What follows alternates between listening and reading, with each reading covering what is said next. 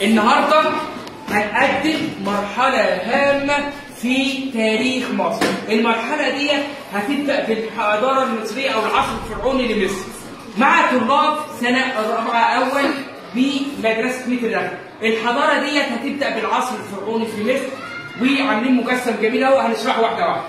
الآثار، نبدأ بالآثار المرحلة.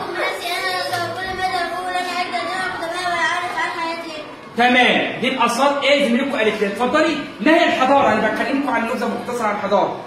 أعرفكم بنفسي أن الحضارة هي كل ما أنتج عقل الإنسان سواء كان ماديا مثل المبادئ أو ثقافيا مثل الأفكار. تمام، دي الحضارة كل ما أنتجه الإنسان. نعرف بقى أنتجوا لنا إيه؟ الملك زوسر، أول ملك في التاريخ. اتفضل. هو أول بناء حجري قديم يتكون من 6 مصاطب. من 6 إيه؟ مصاطب على شكل إيه؟ مدرجات. نيجي بعد الملك زوسر واللي عملوه لنا وأنتجوا نتكلم عن الملك خوفو. يعرفنا بنفسه.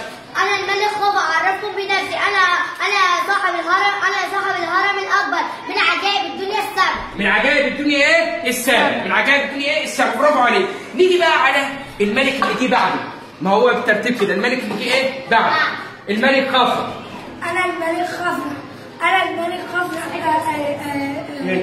أنا كنت بناء الهرم الأوسط ونحت تمثال أبو الهول وأنا ابن الملك خوفو. ابن الملك إيه؟ خوفو. برافو عليك. يبقى عرف الملك خوفو عمل لنا إيه؟ نيجي بقى لأصغر الملوك، الملك إيه؟ منقورع. اتفضل. أنا عرفتكم بنفسي. أنا الملك منقورع، بنيت الهرم الأصغر. بنى الهرم إيه؟ أصغر هرم في مصر بناه.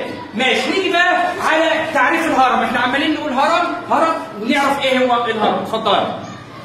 أنا أحب أعرفكم بنفسي. أنا الهرم أنا بناء ضخم كبير مكون من عدة حجرات. برافو عليك. عدة ايه؟ حجرات. أهمها حجرة ايه؟ الملك. يبقى احنا كده يا ولاد عرفنا النهارده اتكلمنا عن نبذة مختصرة عن العصر الفرعوني لمصر والاستراتيجيه المستخدمه مسرحه الدرس ولعب الادوار، وعملنا مجسم جميل قوي اهو بادئ بهرم خوفو خفرع منقورع.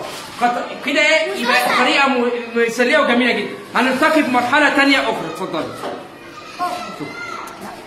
تمام. يلا.